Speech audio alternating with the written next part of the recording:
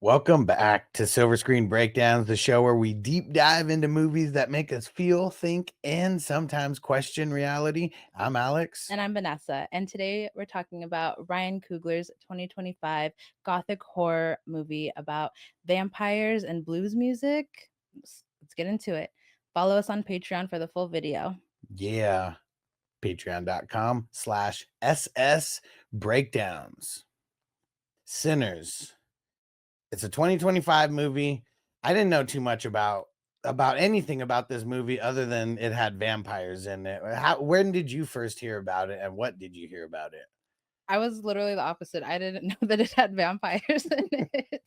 I saw it on TikTok and I just saw people making videos about the historical background of it. So I was really interested in that because they said they did a really good job with the hoodoo references, with the blues music references, just with how people were interacting with each other. So I thought that whole thing was cool. And then, yeah, totally blew my mind when I watched the actual movie. Yeah, I just remember seeing the old-timey clothes, and so just, I don't know, figured it was a late 1800s movie, and we find out it's early 1900s and 1930s, right? 1930s, yeah. And I guess a quick vibe check. I mean, this one's pretty easy, but thumbs up or thumbs down for this movie? Yeah. And one thing, I mean, everything now is like, it's a Marvel movie, or it's like a remake, or it's something reproducing a movie in the franchise, rebooting. And this one was 100% original content. I love that about it. It wasn't something that I expected to see in 2025 either. I feel like it's something that we kind of tend to not see in the movie theaters. It's kind of like an independent film, but it's what Warner Brothers, right? Yeah. It's they really put in money into that to get it done, and they did it really well. Yeah, I mean, he's just got a good track record. I mean, they did Creed, they did Wakanda Forever, obviously, Black Panther. And I mean, even going back, they did a movie called Fruitville Nation. We'll watch that Got it. sooner or later, but that was his directorial debut, and Michael B. Jordan was in it. So these guys have just been like literally collabing for Coogler's whole directorial career. I feel like you could kind of feel that chemistry, on us watching it as the audience. Like it was really like family, and I really like that vibe of it too. Yeah. And there is going to be some spoilers. So if you haven't seen the movie yet, you better just go watch it real quick. Just push pause on this, go watch it, and then come back. I've watched it like 3 times, 4 times, so it's really good. We have Blue Steel, so we can literally watch it whenever we want, and you know, shameless plug there, right, babe? Yeah, there we go. Hit me up. All right, before we get into the chaos and the blood, let's talk about where the film came from. So, I mean, Ryan Coogler, we already talked about him and kind of his background in directing. Michael B. Jordan, though, I mean, dual roles. This was, I mean, when you watch a little bit of the behind the scenes, I mean, it's crazy because he pretty much filmed everything twice. He did, almost everything in both and roles. at least twice, Yeah. right? Oh, I mean, at least twice. Yeah, they said spoiler alert, the beginning scene where you see them in front, or when they're waiting on the damn clan member to show up and sell them the thing, and like you see Stack pass the cigarette to Michael B. Jordan. They said they did that like 17 different times. So they did it a lot, but it looks like, a seamless like transition. So seamless. If only Lindsay Lohan had that kind of technology. This is so scary. Honey, you never looked better. I mean, some of the other characters, I mean, the person who I recognized right away is Omar Benson Miller, the dude from 8 Mile. It's 7:30 in the morning, dog. The guy from Get Rich or Die Trying.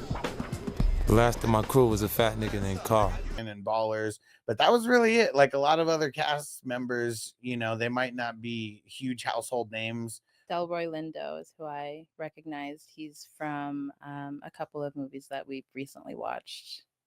Yeah. Forget, but yeah. And you just like you see a bunch of these like random people, but it's also like good in their stories. Like they're always bringing up some up and comers that I don't know, a whole bunch of these people I've never seen before, and a lot of good actors. One thing that I respected about the behind the scenes was that they were saying, I got a call. I got a call. Like they're just, homies calling each other for projects. And that was something, again, familial about it. They love each other. You know what I mean? And that kind of artistic comeuppance, like how you said they've done like 5 other movies together. They're calling the people who they want to see on screen. They're calling the people who they want to go see at the movie theaters, which I respect. Yeah. So the movie takes place in the 1930s. What, 1932 is what they said. Mississippi. I mean, what did you think about just all the sets and everything? I mean, it all looked very real to me. I don't know. I was born in the 80s, but it looked like 1930s, like through and through. No, I think it was beautiful. I feel like even, with the history involved, they did a really good job about just costumes and continuity and just the I don't know what it's called, the bayou, type of situation where it's just like the pretty trees. The sets were amazing. I think the aesthetic of the movie, the gothic kind of like, what is it called when it is Victorian almost like it has a vibe over it, and then it has the just creepier as it goes along. So I like that part too. Yeah. All the houses and everything. I mean, they all had a real old timey look to it. I mean, the church, like that was something that like, I guess really just both the church and the juke joint. Like, I mean, both of those, I mean, it seems, real like true to the time. Tiana's joint before she worked on it. Yeah. Yeah. I mean, they did say, oh, what was you clean this up? So, I mean, that was one thing. What did like, you think that part was about? They're like, did you like wash the floor? And he was like, yeah. And he was like, what was on it? Did you catch that? Yeah, because it was like a mill and like it should be dirty, like it shouldn't look as clean like as it was. So that's why they were asking. They knew it just seemed weird. And that was the vibe that I was getting. Like that guy already seemed weird. Already seemed weird off the bat. I feel like back in the 1930s, like most white people in Mississippi were probably like Klan members. So like that was already automatically the vibe that I got. Absolutely. And they even bring it up. He was like, you and your Klan boys better not be coming around here. And the Klan don't exist anymore. Which, like, I guess at that point, Jim Crow is still a thing in Mississippi. They bring that up. And why lie? Like, everyone knows the truth. So, like, at that point I mean, the KKK has never been abolished. Like, it's a what is it? A boys organization. So, and we don't know it at the time, but spoiler alert, like he's like the head of the KKK in, whatever city they're in. That fucker.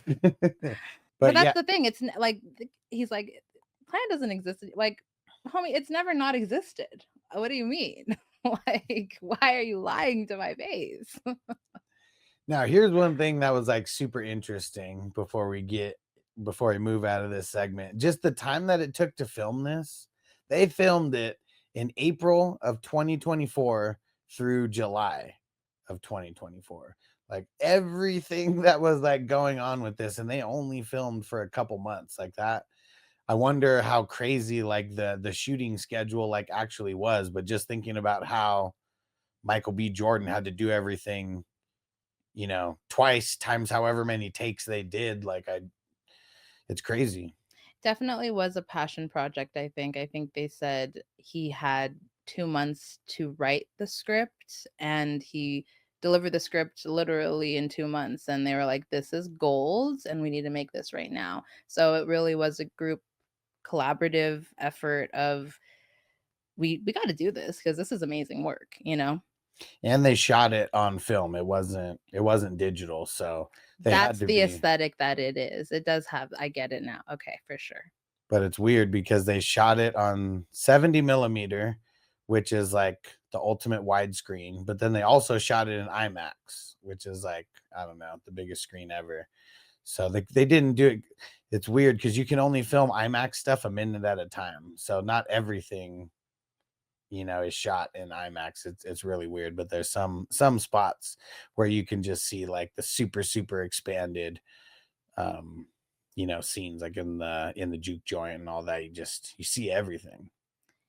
The scene when they long shot, they follow her and it's all in one shot, Martin Scorsese style, and Yeah. they come back. I love that shot. That's that's probably one of my favorite shots in the film. I love cinematography when you can see everything that's going on in the background. Everyone's on their cue. You got people moving and shuffling and shaking things up, and you just direct line forward and backwards. It's beautiful. Yeah, I just want to say, like, Quentin Tarantino is like one of those directors that is like, everyone's favorite, and it's, I think, because too he can create something out of nothing. And I think we talk about that sometimes, just like of how a lot of his film is based off of dialogue, and like even just relating it to this film in particular, a lot of this film is based off of the relationship between these twins and everybody else. So I think that's really cool how you can like just take a specific tiny thing and blow it up into like a whole masterpiece. Definitely. And I feel like Coogler, like he's no Tarantino or anything yet. Like Tarantino seems like he's in his own like world, amongst the Martin Scorsese's and maybe Jim Cameron and guys like that. But to be able to get the freedom to create a movie like this, where it's, I don't know, like, I mean, you think of like how, like all these stories about how stupid some of these like Hollywood execs are, and like, they get a script and they just, oh, I don't get it. Like you hear all these weird stories about they just don't understand it. They can't understand what's on the paper. And this had to be one of those ones, but he had a lot of freedom. Absolutely, a lot of trust. Let's walk into the darkness, the stories and the themes that make the sinners tick. So, I mean, I guess a little summary for, maybe people who haven't seen it. You're just watching this first. But the main characters, Michael B. Jordan, Smoke and Stack, which is a reference, I said, to some movie. I can't remember what movie it was, or some song. Something. It wasn't like an original blues song. That's what it was. Okay, yeah. And it's funny. Music meets evil, because, yeah, the whole undertone of the movie is music. And then the big overtone is all the evilness. And they come back from Chicago, where they were working with Al Capone. And the timeline works out to where Al Capone probably got locked up like a year before that, before they come back, 1932. And they come back with a whole bunch of beer and liquor as well. And you kind of find out that there was, after Al Capone went to jail, there was just a bunch of craziness going on with the different families. And so what did they have? They had Irish beer and Italian whiskey or something. It was some kind of alcohol. Oh, Italian wine, whiskey, something of that nature. But yeah, they pretty much came up. They robbed they robbed two different people, two different crews, and then they came back with a whole bunch of beer and alcohol and money to buy the juke joint. Really, that's just how it all starts. All of this takes place in 24 hours. Like, this is like a crazy 24 hours. Let's see, like the beginning part, what is it? Maybe like 30 or 40 minutes before we start getting into where the story like really shifts, where we see, what's his name? Remick, where he just like falls from the sky and runs up to the house. Like, what did you initially think when you saw that? Because before all that was everything involving the twins and them getting the juke joint and kind of really just getting it ready. All the fun stuff was happening, and then all of a sudden, the whole entire demeanor of the movie changes, and the sun is literally going down. And I don't know, I like to reference this movie in my head as like a Lost Boys of 2025, just because it is, a vampire movie, and it is one of those cult classic movies where you fall in love with these characters, you know what I mean? So like already we're in love with the brothers, the twins, no matter how bad they are, no matter what they did, we're riding for them. We'll take it. We love Sammy. He's an amazing musician. We're sticking by him and his guitar. I don't know why the world I'm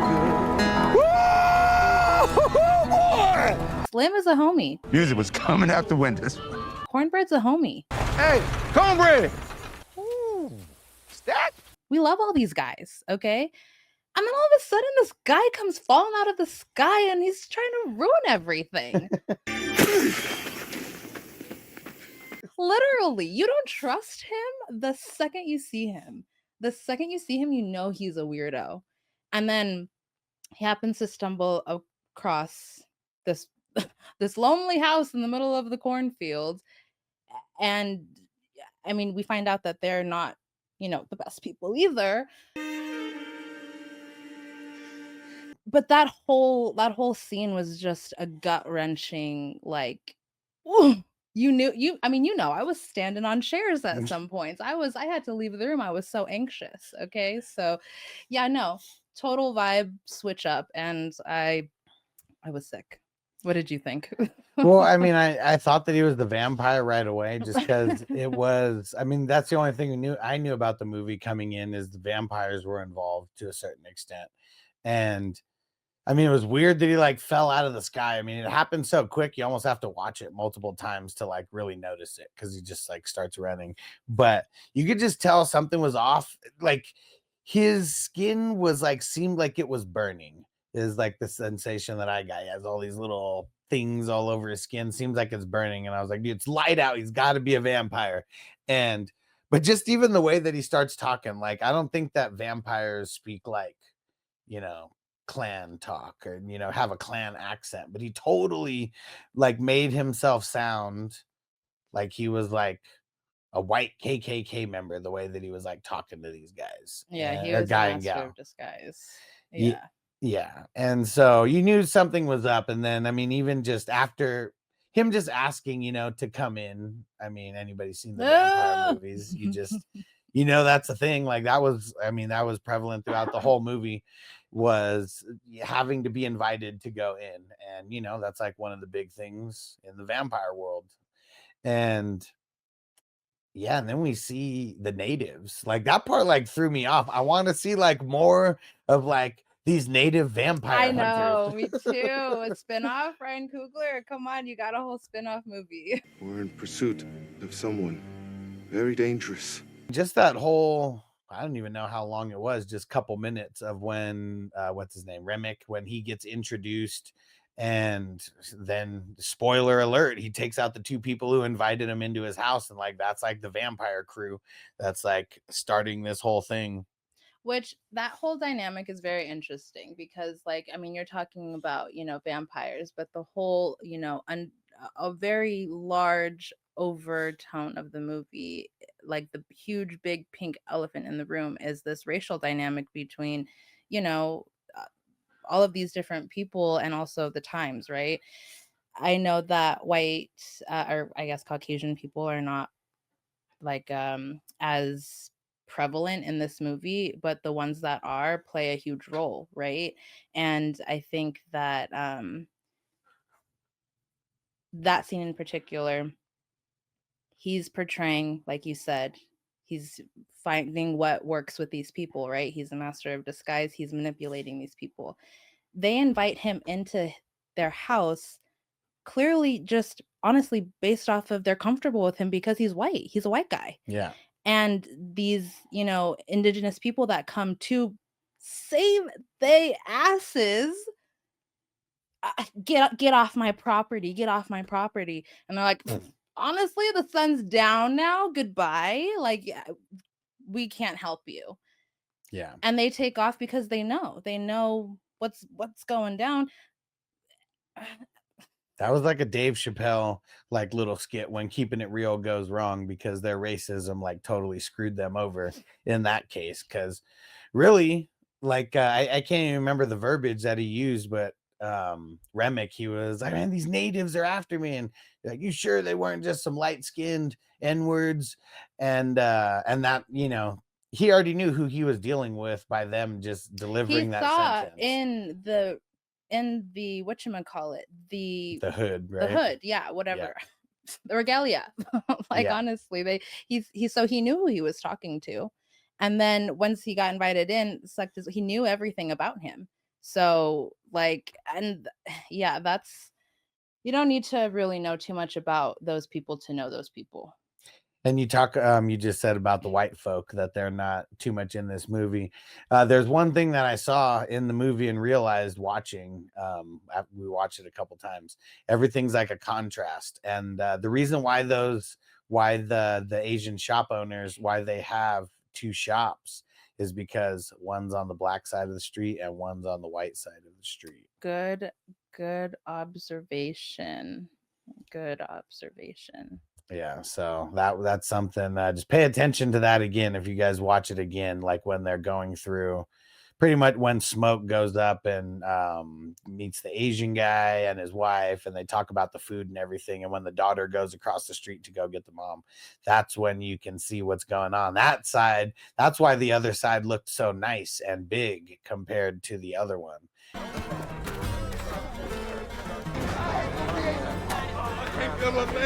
And I did notice that the mom was helping white people in Yeah. that store. Yeah. Yeah, when And you watch it again, yeah. now you'll notice it, because like one side of the street is white and it's very, very nice. Then the other side of the street is that's everybody else, and it ain't that nice. Right. Right. And it's just it's funny how all that worked, right? Well, okay, going even back to the sawmill and how he was like, "Did you just clean the floor?" And he was like, "Yeah." My thing is, are they performing lynchings in that place? They did the same thing. Well, and so that's their, and when he references the slaughterhouse, that's literally, they just keep going there, and I don't know if they're selling it to these people, right? They are. They're making money off them. Then they're going back the next day and killing them, and then repeating the process. Okay, so yeah. Spoiler alert. Spoiler alert. And trigger warning. Let's be real. But yeah, they picked the wrong guys to fuck with, because both of those guys are war veterans, you know, like they went to war in their early 20s or whatever. They got drafted. That was part of it. And you see it at the end. He knows how to handle a gun. I mean, I'm sure Stack knows how to handle a gun too, but you didn't see that. But like Smoke, he was the guy who he was ready. Like he was ready to pull out his gun, especially when he went in. It was an awesome scene where he was like teaching the girl about negotiating and all that, you know, who watched his car. And really, he just needed her to watch it for a couple minutes while he went in and talked to the Asian business owners about getting things popping for the night. But he came out as soon as the girl honked. He said, "Honk if anybody is staring too long." He didn't say honk if someone's stealing anything. He said honk if anyone's hanging around too long. He came out. And she was like, they're stealing. And he just shot the guy right in the ass, like right off the bat. He was nothing, no waiting. And, no questions asked. Not a second thought at all. Boy, how you been? I was doing better before you shot me in the ass. So he wasn't fucking around. No, just kidding. All right. Time for our first recurring segment scene, the standout moment, the scene, performance, or the creative choice that hit the hardest. So this is going to be just anything throughout the entire movie, but which like scene did you watch and like, you know, like this is the best scene of the movie? I have to say, and I don't know his name in real life, but Cornbread, his performance when he switched into a vampire and he was trying to convince them to let him in, and they were just all standing around like, what the fuck is wrong with this guy? And he was like, we just all gotta be loving. And it was that one took the cake for me. That one was chills up and down my spine. Creepy as hell. And it's funny because like he's the bouncer. So she was like, why the hell you need permission for him when you could just push him out of the way and come in? But that wouldn't be polite, would it? Creepy. Creepy. Yeah. Creepy. And what is it we supposed to be doing? Being kind to one another. Yeah. I'm gonna say the whole scene where it's the music inside the juke and just that whole crazy entire scene, and then like it kind of like the roof is on fire, which they actually really like did that. Like they said, like that was like the last day of production. They like put the roof on fire. So all that part's real. But then it's like, then you see the vampires and they're just like watching this whole thing burn. And like it was just such a crazy scene because like I could just imagine people like, I mean, and it's hard to imagine, but like people working out in the cotton fields for like pennies, you know, and then this is like their getaway. And you know that this is like something that like tribes have been doing for like hundreds and hundreds of years. Just you know? gathering and celebrating each other and music and drums. Yeah. Like right. And that's why they wanted him so bad, because like his music was like, because that whole scene where it's like they're showing all the different people from the different eras, you know, like there was something where they said like certain people who play the blues like so well, it's like it transcends time and it like connects ancestors and like stuff like that. And like I feel like that's why Remick wanted that guy, because he wanted to talk to his ancestors. Well, even that,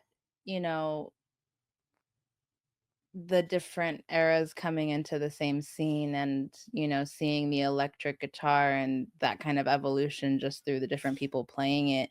And, music does transcend decades, timelines, realms. And if you do believe, it does connect you to your ancestors, so I do think that was a very powerful scene. And there's like all these different like types of like samples within that song, because they keep like changing the song. I don't know if you keep hearing that, but there's a part where they even had like a Dr. Dre like beat in there or something, and that's when they were showing some of like the 90s people. The guy on the scratcher, right? Yeah. And then they had Bloods and Crips in there. Okay. That part was kind of crazy. I do want to go back and see, because I haven't really looked, specifically at all the different kinds of people that are in that scene, but even the Chinese performers and their regalia, like even the shaman men who are dancing around. I think he has like a chicken or something like that, no, beautiful respect paid to everybody. And that's really what it was, because they say the blues is like the backbone of like every type of like music that's like out there. And so yeah, it's crazy. You have to watch that. Like, I don't even know how many times to see everything, but that's one of those ones where they said that they were using, where they did both shots, and it's the first movie where they've combined IMAX and the 70 millimeter film and all that. So yeah, Beautiful. it's there's so much detail in it. I bet like a 2 or 3 hour podcast could be made just on what's going on in there, because there's like hundreds of people. And they said that they were actually performing that music. It's not like just played, like they're actually performing that music, and they had to film that so many times.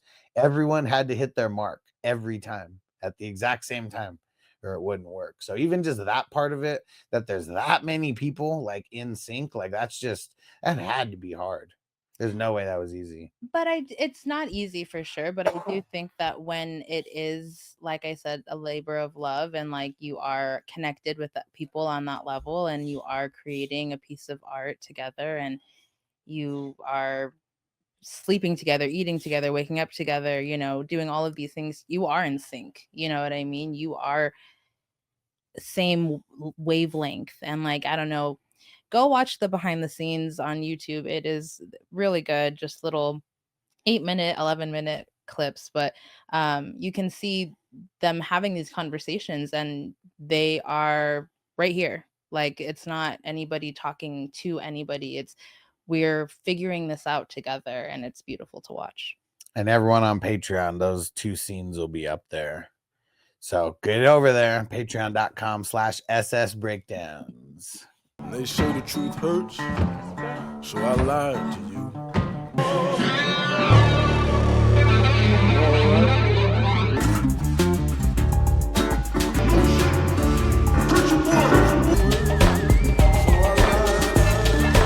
I'm not a huge fan of horror. It's not, it's not my favorite genre. I get anxiety and I'm jumping around and I'm freaking out. But once I've seen it a few times, and I know what's happening, I can deal with it. Aesthetically, amazing. The cast, amazing. The continuity, amazing. The soundtrack, amazing. I guess they put together a whole entire album, like background album with even more background information about these characters on Spotify. Am I correct on that? Yeah.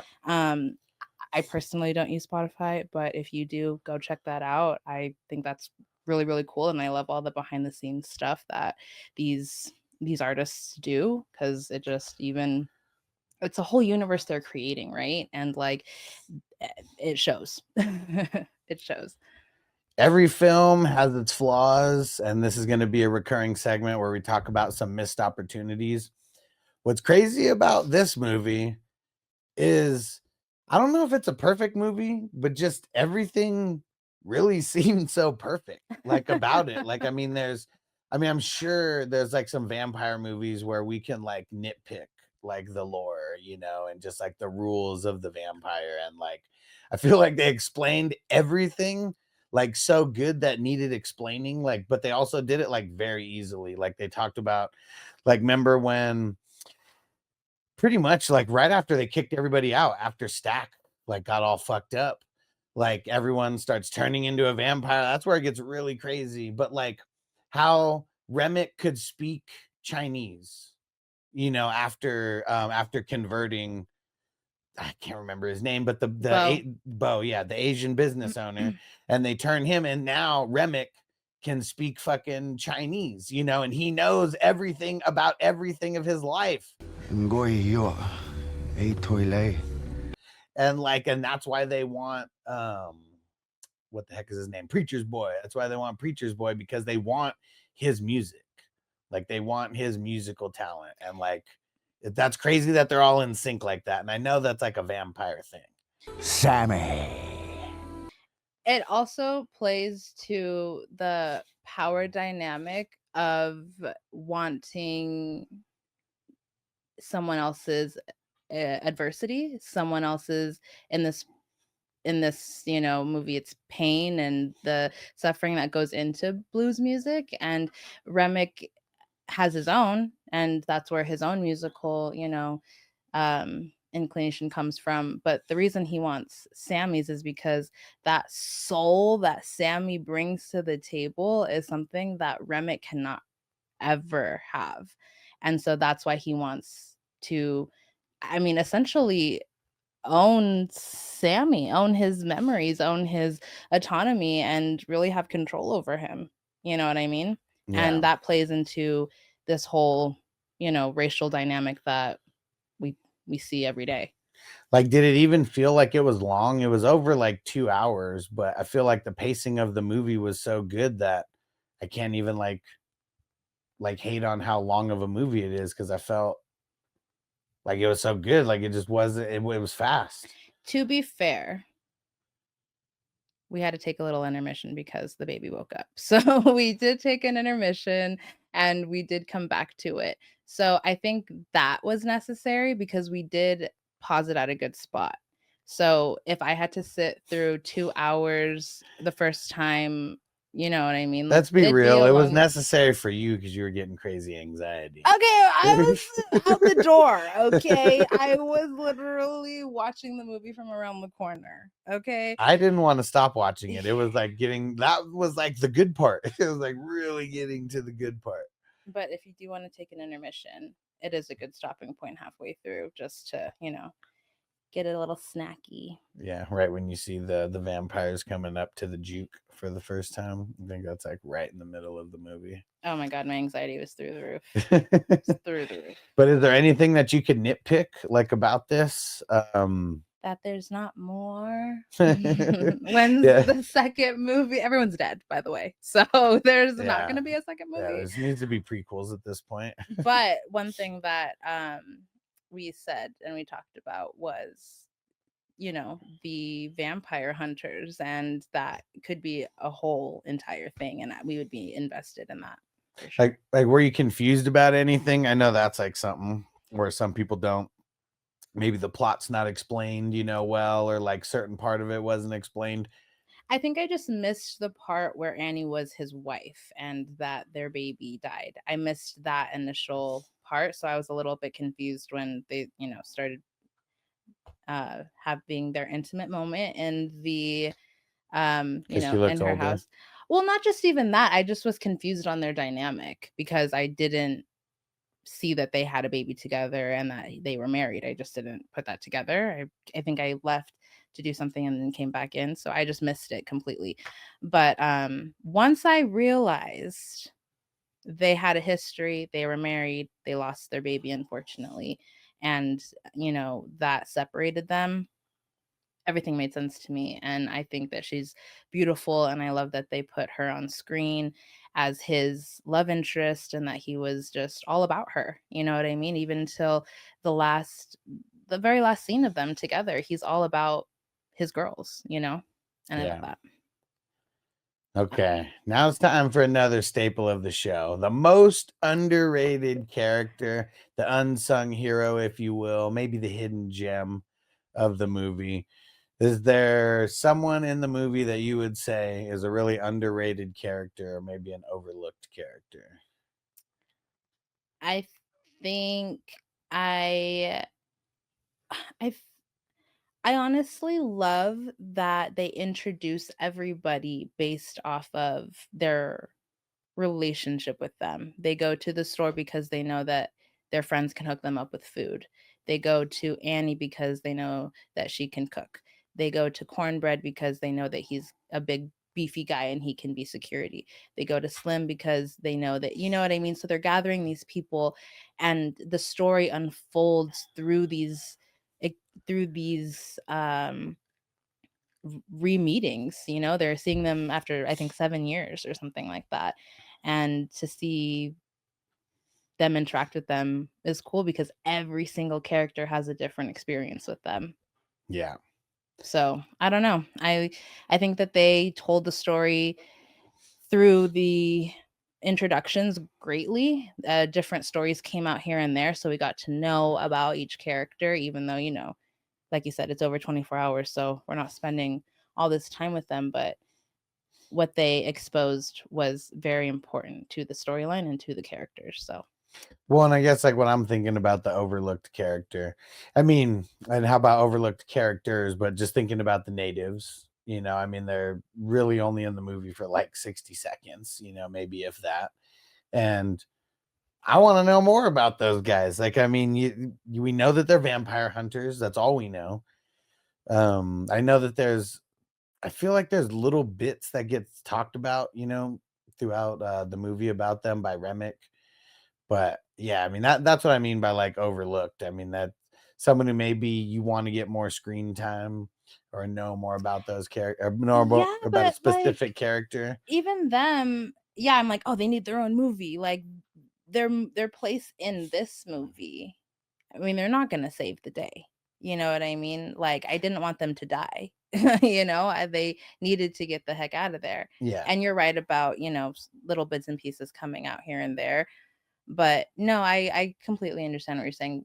Because it's your opinion on a character. We're not talking about like their part in the movie or anything. Like who is just a character that you feel like just stood out beyond the size of their role. Well, I guess Mary, because like her you know, her story about her grandpa being half black or whatever, like that whole white passing like thing is very interesting to me, especially amongst, you know, black women who did have to hide their identity to save their lot, to save themselves, you know. So yeah, that is very interesting.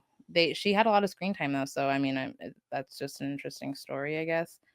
Well, and like for me, it was Annie, who's the underrated character For sure. because, I mean, she's the one who really knew everything, really knew that they were vampires, you know, just to even start with. So like nobody else like really knew what they were dealing with. She was the one who came up and like threw the garlic, you know, at Right. him, and you know, and like knew we got to get the garlic, we got to get the wood, we got to get the silver, you know, we got to get the holy water. Like she knew all the vampire lore, you know, and it's because of all the random shit that she knows because of voodoo, right? Right. Well, hoodoo, right? Is Hoodoo, that what you yeah, said? yeah. Okay. It's just different. I think it's just different. Culturally, voodoo is more New Orleans style, I think. Yeah. Yeah, and I meant to say hoodoo. But yeah, she knew like everything. I mean, even like the things that she made to protect Smoke, you know, and Stack. I mean, Yeah. to her, she was the reason why they came back from the war, you know, and for all we know, she is, because she gave, I mean, he made it through the night, you know. No, there was only him and preacher boy Sammy who made it through the night. Nobody else made it. And she also knew, like, once like they take over your body, like that's not you. Like she like made Smoke promise, like if I turn into one of them, like you got to take me out. No, you're absolutely right. I agree with you 100%. Annie needs her own movie as well.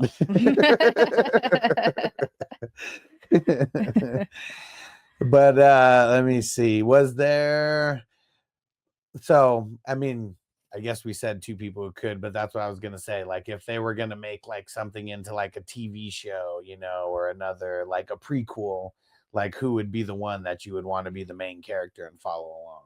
Yeah, definitely the indigenous vampire slayers. Because like, is that not giving you like vibes from the Mummy? Like, you know, the protectors, the natives, and you know, like it's probably going on, I feel, for like centuries and decades. Right. I And was just going to say, like, this is ancient knowledge that indigenous people pass down through their stories, through word, through, you know, even freaking blankets and shit, you know, like that. So I just think that Remick in specific, he came from Ireland, right? Like he was doing the Luck of the Irish dance over there, and he wants to get back in touch with those people. But like, I don't think you can get that killing indigenous people, killing black. You know what I mean? Like he's, you know, so yeah, it's very interesting. I want to know more of their lore for sure. And I think for every movie, we're gonna do like a hidden gem award. Like, obviously not Michael B. Jordan, because like he's like the MVP of the movie for sure. But who would get the hidden gem award, do you think, and why? Sammy, that voice, that voice. Yeah, I cry. I cry. What about you? I think I think I'm gonna say Remick. I'm gonna go with the bad guy because it's crazy the evolution of his character from like when you first see him show up to when, you know, now he's got a little bit of a crew growing when they get to 3. Because like even when it was just 2 of them, you know, when he took out the husband, like he already started like changing. Like he had all the shit all over him and stuff, and then like, you know, you see his teeth and like, but like I think a lot of those things were gone. It's like once they feed, it's like it heals, you know, their whatever bullshit is like going on with them.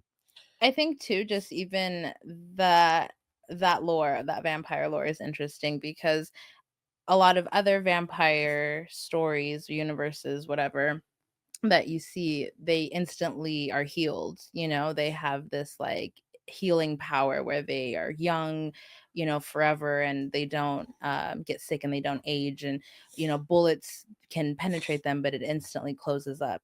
With these vampires, what I liked is that like Cornbread, he got shot in the mouth and his face was completely blown out. And he was like that the remainder of the movie. Like he did not get better. He did not heal himself. Like, I don't know if he would have been like that forever, but that's something that was very interesting to me was So do you it, want to know the theory behind that? yeah, Because everybody else was healing as things were going on, but because his face was so fucked up, he's not actually getting all the blood.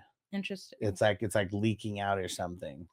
something to do with his mouth being half blown off to where like he's not actually feeding as much as the other vampires are. Okay, but I also feel like they're not healing though, because like even Remick, the whole, second half of the movie, since he bites Mary, he is becoming more and more evil. His evilness is coming out in him showing us, you know what I mean? And like his teeth are becoming elongated, the blood is becoming more.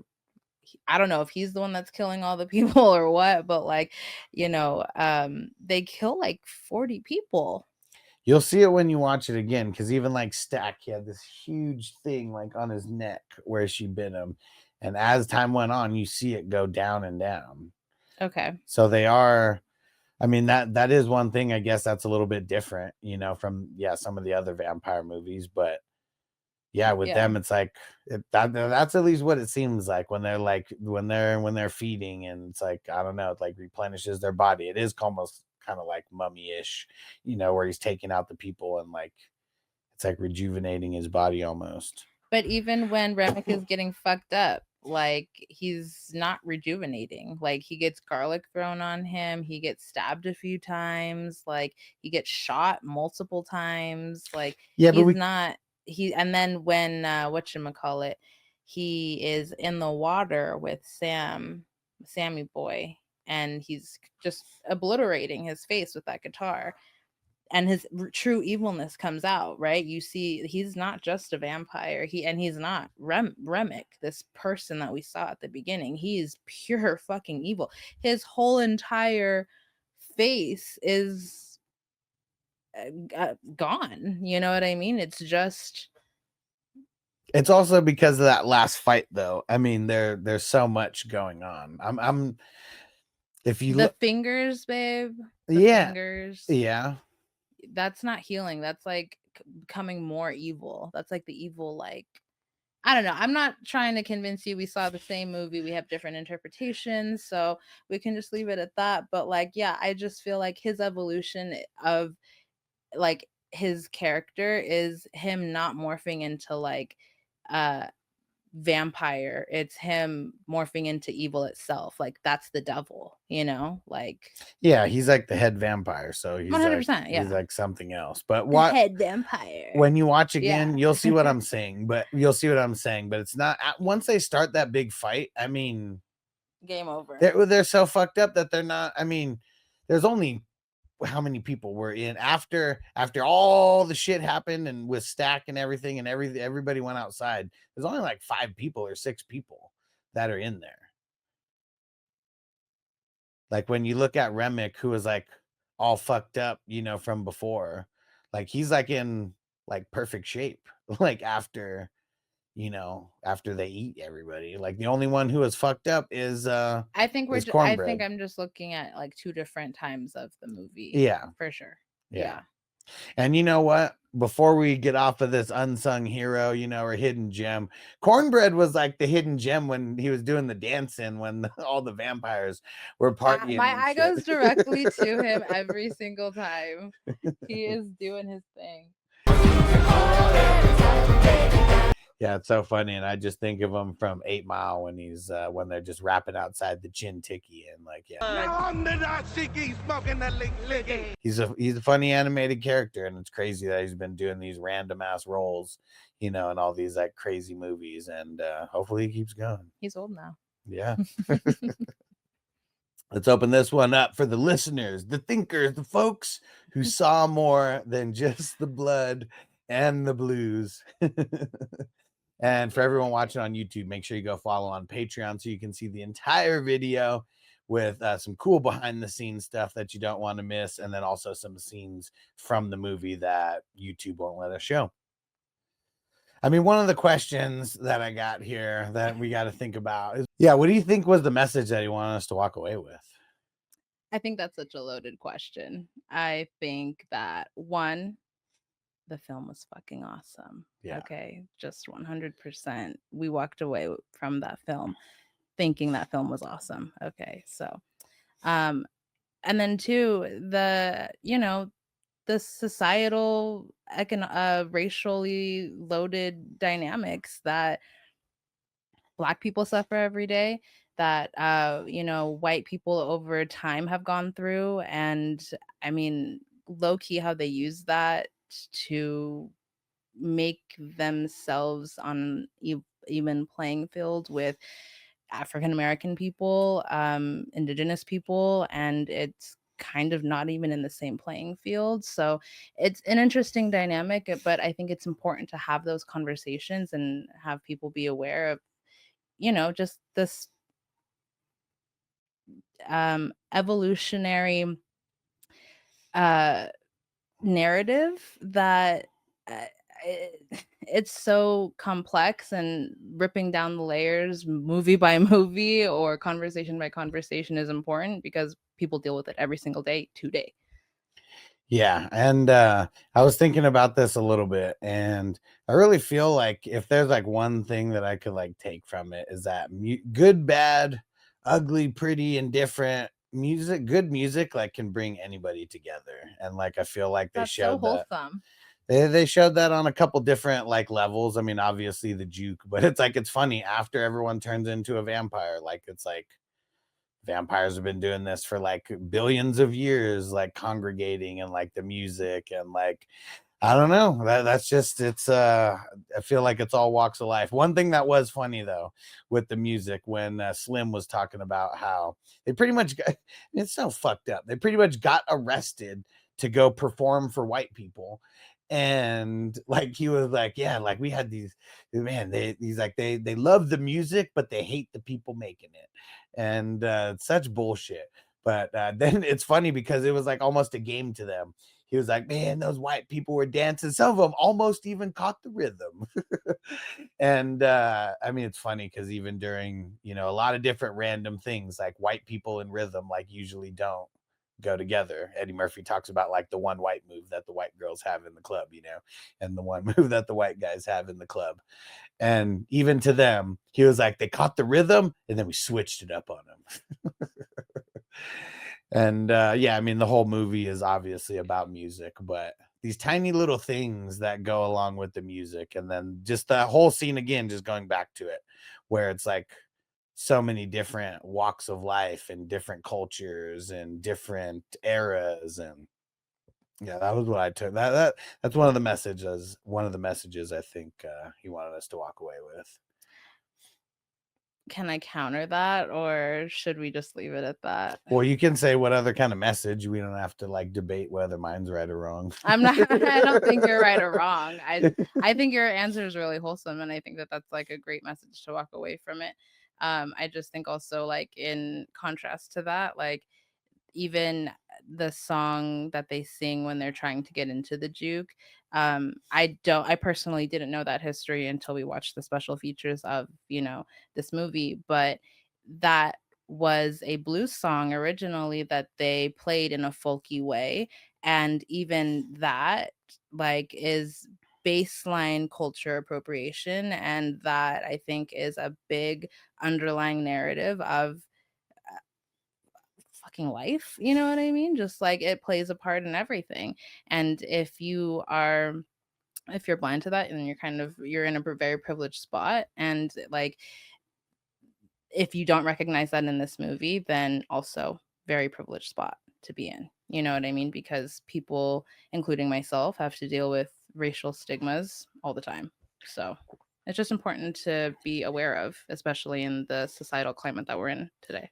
Yeah, and there's definitely multiple messages that could be taken away from this movie, and just the whole movie being based around like 1930s and everything. I mean, I know that that's like 100 years ago, but like there's people who like think that racism doesn't exist now, and like all those people that were there at the end, all the Klansmen that went to go like try to kill those guys, like they have grandkids right now, like those type of people. So like, yeah, that's definitely, I mean, just seeing everything just in the stark contrast, everything's black and white, like even if we're not talking about like race necessarily, like it's like black and white, good and evil, like the church and the juke, and like everything is all these like these polar opposites, which is also a huge message, right? Yeah. Like it is, what side of the line are you on, right? So it's Yeah. it's very, yeah, no, for sure. And And I sometimes you don't get to choose. You were like, except someone like Mary, I guess. Like she's kind of the only one who kind of got to choose, right? I mean, to a certain extent. And she was like, I didn't care about being white. I just wanted to be with you. but everyone was so worried about her safety, and not just her safety, everyone's safety. If someone, They didn't want to get killed for that- dating her. and being seen with her. Do you think that Emmett Till literally was able to dance with in 20 feet of a white woman? And I mean, I don't know the exact year of Emmett Till. I probably should, but same time period. Literally same time period, same area. I think he was in Alabama or something like that. So I don't know. Just all of that stuff is necessary to just have in the back of your mind. Yeah. And it's good that movies get made like this. And if we're looking at, I mean, if this was like 100 years ago, like there's no way that anybody is put in a position to win as much as like, they're being put in positions to win now. And like, shout out to the director who Shout out made to all the this possible. team. Yeah, shout out to the team. And I do think that in 2025, this is a very important movie. It is a right, wrong, good, evil, like you said, like all of these different dynamics. Like it's important to have it digestible. And I think having it be a love story horror movie, cultural, it's good. It's needed. Love. And I think everyone likes watching movies from these time periods because like it seems just so interesting, I mean, they're not in the wild, wild west, but just the wild, wild west days. And it's good to see movies like this. Is there like what other movie could you kind of like compare this to? Do a little compare and contrast with like whether it's a vampire movie, whether it's a Wild West movie. I mean, The Harder They Fall is one that like seems like very kind of close-ish to like this, how everything was working.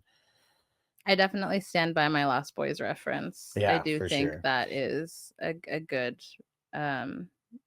starting point, I think, for me. Yeah, because like I guess there's not really that many vampire movies that come to mind. I know there are some, but I'm not thinking of like Dracula's and the old like horror movies. Because this is like, yeah, it's a horror movie, but it's like it's so much more than that. It's not. I guess I don't even know what you would call it, but it's not. To me, this isn't a horror movie. Like, I mean, there's parts of it that make it like a horror movie, but the first half isn't. The second half is. Right. What I found interesting, because like I said in the beginning, I didn't actually know that this was about vampires. And so watching the movie, I thought that the brothers were creating some like glamour magic or something. Like they were just glamorizing all of these people. Like even when they talk to Slim and he's enticing him with the beer, you know what I mean? And he drinks the beer and it just shifts, and they're talking to these different people having these different experiences, and it is like they are putting a spell on these people, and then coming to find out they're the best guys of the whole movie, and the bad guy is the worst guy of the whole movie. Like, yeah, he came out of nowhere for me. And really just what Smoke had to do like through this whole day. Like not only do you have to like stay alive while like the undead vampires are like literally eating everybody that but then you have to take on the whole KKK like right after that. Like that was probably the fun part like for him out of like everything, because that was probably a battle he knew he was gonna win. It's like these old fucking rednecks that are carrying pistols. They'll actually die. Yeah, like he's already a trained fucking war vet, like at that point. Like, and honestly, a vampire slayer at this point. Yeah. He killed the head vampire. But yeah, like even I can just like think like it's crazy because like we go back 20, 30, 40 years. I mean, man, if there's any movie about the Old West, like it's definitely not going to be a cast like this. And it is. I like seeing the other side of things because like we've only gotten certain types of propaganda shoved down our throat about the Wild Wild West. We didn't get to hear or see too much about like the cowboys or like the outlaws or whatever, and like that's more fun to watch. Like we want to watch shit like The Sopranos and Breaking Bad and like, you know, where you see like these anti-heroes like Smoke and Stack, who they're just like gangsters of their time. More of that. And I guess we don't. I guess we've talked about like some other people, you know, throughout the movie, and like, but Michael B. Jordan, like, what a fucking performance! Like, he was like so ingrained in like just the creation of like these characters, which is also cool because like, you know, Coogler came up with the whole idea, but like he trusts Michael B. Jordan so much that he could put his own flavor on it. He was like, I don't want these guys to like be the same. Like, I don't want to play two people that are like the same. Like he wanted to make sure that they, just like everything else in the movie, they were literally polar opposites. I mean, just their colors, one's red, one's blue. Like, I mean, just even that part like stood out, and just like the way that they carried themselves, the way that they talked, the way that they walked, the way that they negotiated with people, like everything was different. And it's crazy that he's that talented that he could go back and forth like that. What I like about Michael B. Jordan is that every film that he does, I feel like is a passion project for him. You know what I mean? It's something that he wants to do, he loves to do. It's something that even from when he was a kid on that show, what's that show that you like? The Wire, The right? Wire, yeah.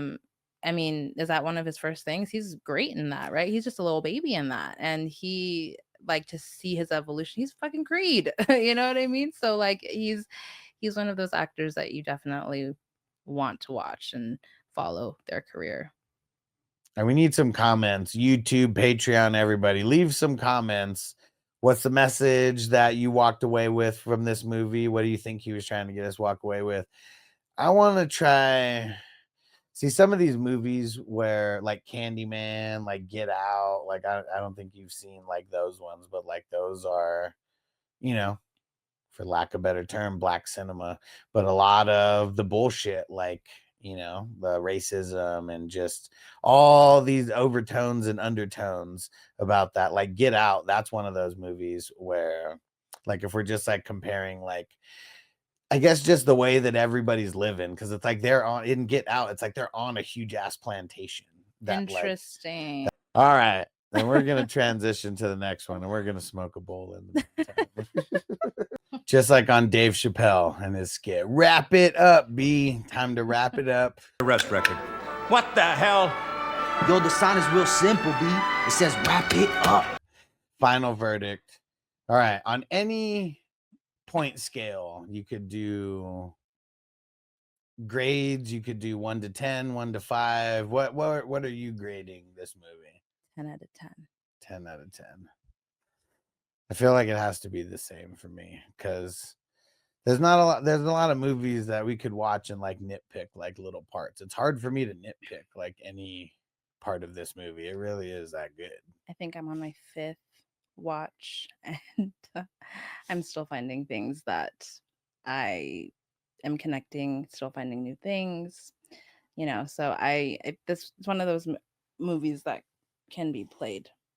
And I already know the answer for this. We're just going to go through the motions for other reviews that we're going to do, because we're going to say if a movie's a must see, if it's worth a watch, that's you got to watch it once, or is it one you can just like skip for later. And this one's a must see. I already know the answer to that. Everybody better go watch this, because I'm actually disappointed we didn't go at the drive-in when it came out. you wouldn't have been able to handle it.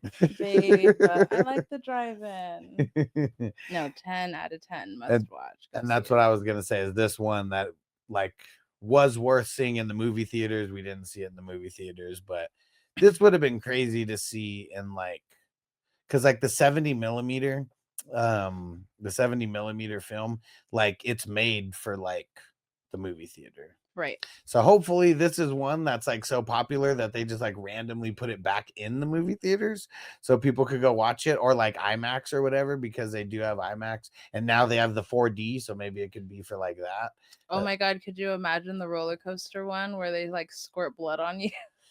Yeah, and these ones they squirt water at you in I air. know. Yeah. No, when we went to go see Back to the Future, Noble got water squirted out. He's like, "Whoa, what was that?" Oh, he hated that. He hated it. He did, but you could. There's an option to turn the water off, and I was like, "Why do you keep turning the water back on?" So he didn't hate it that much. Okay. No, I can't imagine when freaking I was gonna say corn dog. When cornmeal gets shot, just the blood splattering back at you. Cornbread, What did I say? cornmeal. It's like, wait, I don't think that's right. Corn dog, cornmeal, cornbread. Damn it, I was close.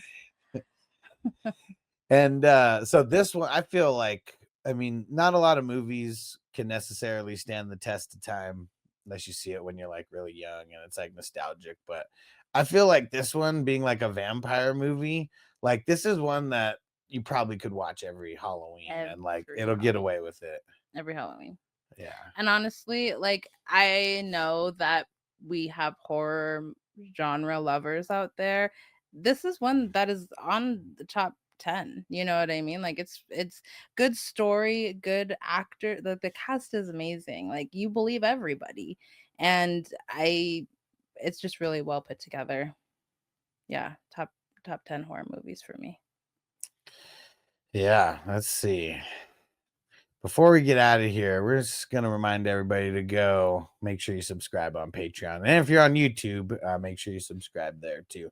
And on Patreon, it's patreon.com/SS breakdowns. And that's where you'll be able to see the full length videos. You can subscribe for free right now, but I'd recommend signing up as a paid member because that's just where it's at. You're going to have the voting rights. You're going to be able to watch all the behind the scenes stuff. And yeah, I don't know how much extra minutes we have on this compared to YouTube. It's probably going to be like maybe like 20 to 30 like extra minutes on Patreon that you're going to want to go see. And then that's just where the whole big community is going to be starting. And we want people's input on what kind of movies you want us to do watch alongs for, what movies can we do reviews for. And I hope you like movies as much as us because it's going to be a fun journey. Thanks, guys. Yeah, we'll see you next time.